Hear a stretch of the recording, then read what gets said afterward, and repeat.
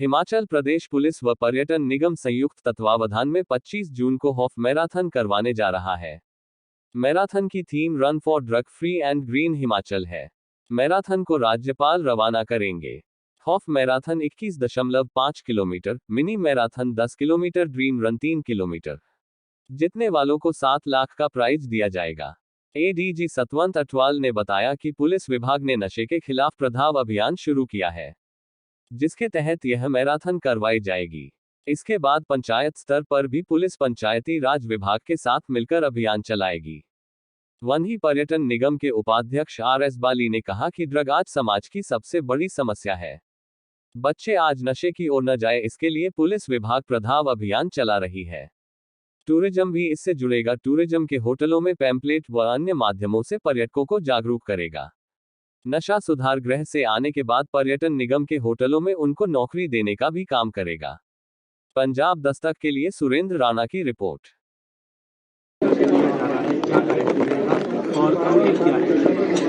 देखिए, ये जो हाफ मैराथन है ये वर्ल्ड ओवर 26 जून को मार्क किया जाता है as a drive against international day for drugs and psychotropic substances. तो चूंकि 26 जून को मंडे पड़ रहा था और हम लोग ने सोचा कि बच्चे स्कूलों से नहीं हटाने चाहिए, थोड़ा ट्रैफिक का भी इशू आता है, लोग ऑफिस जाते हैं, तो एक दिन पहले संडे है तो हमने ये सोचा कि संडे को इसको कर लिया जाए ताकि सबको सहूलियत रहे।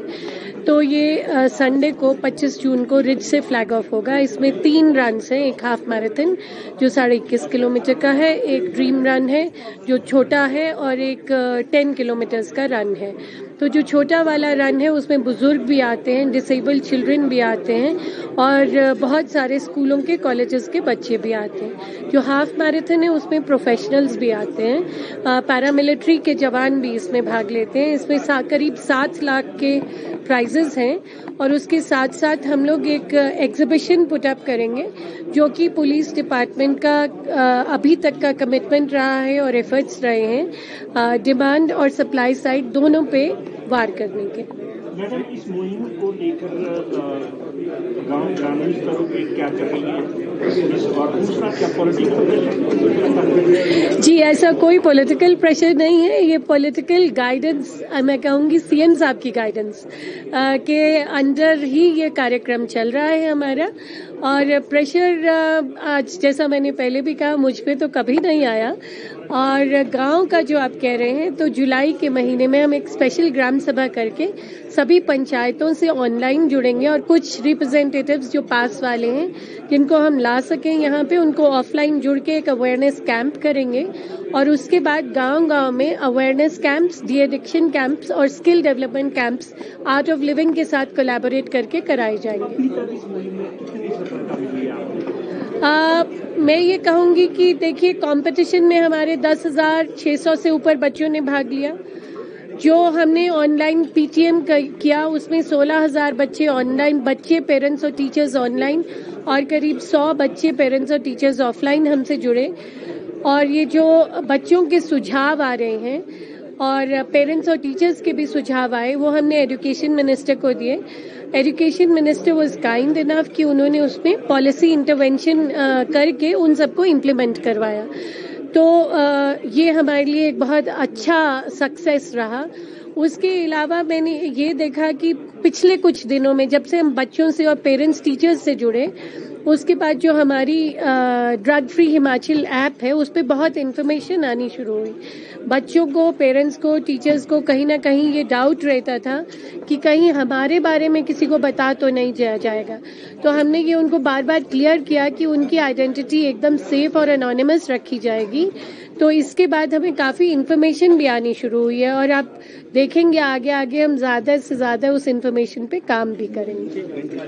देखिए, प्रभाव वाइप आउट जो एक संकल्प है उसके ऊपर हमने आज विस्तृत तौर पर चर्चा की और पार्टनरशिप टूरिज्म का पुलिस महकमे के साथ पूरी तरह से ड्रग्स को रोकने के लिए, ड्रग्स को वाइप आउट करने के लिए, और कहीं ना कहीं जो परिवार है जो आज जूझ रहा है इतनी बड़ी समस्या से, उस समस्या में कहीं ना कहीं, क्योंकि ये बहुत बड़ी लड़ाई है, उस लड़ाई में कहीं ना कहीं अपनी भागीदारी रखने के लिए टूरिज्म डिपार्टमेंट आगे आया है। और मेरा ये पर्सनल तौर पे मानना है कि सोसाइटी में अगर आप एक भी इंसान को बचा पाए तो आपने जिंदगी में अपना काम, जो आप इस दुनिया में आए हो, आपने अपना काम कर दिया। अगर आप एक जिंदगी भी बचा के इस दुनिया से जाओ तो आपने अपनी जिंदगी में जिंदा रहते हुए एक काम कर दिया। मेरा ऐसा मानना है।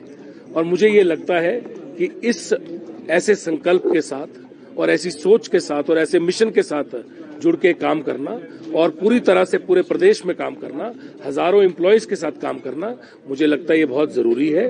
और इसीलिए सबसे पहले टूरिज्म आगे आया कि हमें इस संकल्प के साथ काम करना है। जितने मर्जी पैसे लगे और जो मर्जी खर्चा आए, टूरिज्म उसमें भागीदारी देगा और आगे बढ़ के काम करेगा। रिहैब के लिए आपने कहा कि जो रिहैब का ट्रेनिंग प्रोग्राम है, हमने ये कहा कि देखिए, जब एक बच्चा सही हो जाता है और उसका मानसिक तौर से वो बेहतर हो जाता है, तो वो जो उसके पास एक स्टिग्मा रहता है कि मैं ड्रग एडिक्ट हूं और मैं ड्रग एडिक्ट हूं इसलिए मुझे यहाँ पे रखा गया है, उस स्टिग्मा से वो अपने मन से अपने आप बाहर निकले। इसलिए ये एक बहुत बेहतरीन सोच है मेरे हिसाब से कि टूरिज्म डिपार्टमेंट आगे बढ़ के उन बच्चों के लिए कोई ना कोई जो बच्चे जिसको क्लियरेंस पुलिस डिपार्टमेंट देगा कि आप इसको रखिए, ये बिल्कुल ठीक है और अब ये होटल में बाकी गेस्ट के साथ रह सकता है, तो टूरिज्म डिपार्टमेंट उसके साथ रिहैब के ऊपर काम करेगा। क्या उसको रोजगार से भी जोड़ा जाएगा? रोजगार के लिए बात की हमने कि स्किल के अंदर कहीं ना कहीं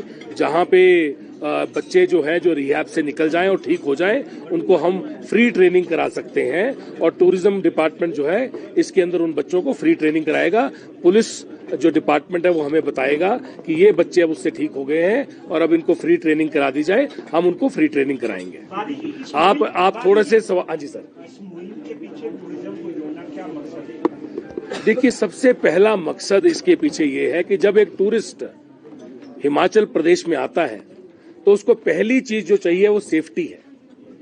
और मुझे लगता है दो चीजों के लिए एक टूरिस्ट हिमाचल प्रदेश में आता है, एक उसको सेफ्टी चाहिए, या कहीं पे भी दुनिया में अगर हम भी बाहर घूमने जाते हैं तो दो चीजें देखते हैं सबसे पहले, सेफ्टी और एनवायरनमेंट। मतलब वहां जगह कैसी है, सुंदर है, पीसफुल है। तो ये प्रकृति ने, भगवान ने, ईश्वर ने हमें सबसे खूबसूरत राज्य दिया है। सिर्फ एक चीज है, वो है सेफ्टी। और सेफ्टी लॉ एंड ऑर्डर से आती है। और वो लॉ एंड ऑर्डर जो है, वो ड्रग्स जो है अगर कम होंगे तो लॉ एंड ऑर्डर बेहतर हो जाएगा। इसलिए टूरिज्म इसके साथ जुड़ा है कि अगर हम सेफ माहौल बनाएंगे तो टूरिस्ट ज्यादा आएगा और ज्यादा काम कर पाएगा, ज्यादा यहाँ पे।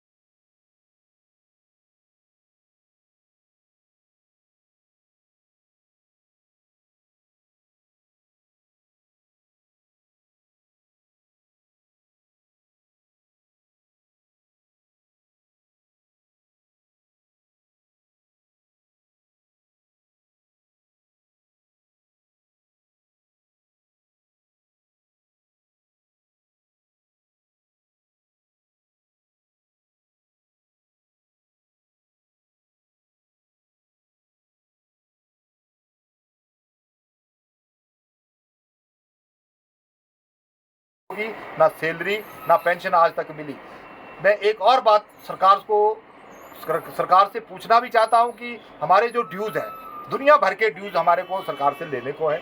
जैसे कि 35 महीना का ओवरटाइम नाइट, 2016 का जो पे स्केल मिला उसके एरियर, 3% डीए हिमाचल प्रदेश के कर्मचारियों को मिल गया, वो HRTC को आज तक नहीं मिला। 50,000 रुपये एरियर के रूप में एक इस पूरे हिमाचल प्रदेश के कर्मचारियों को मिल गई है, लेकिन HRTC के कर्मचारियों को आज तक नहीं दी गई।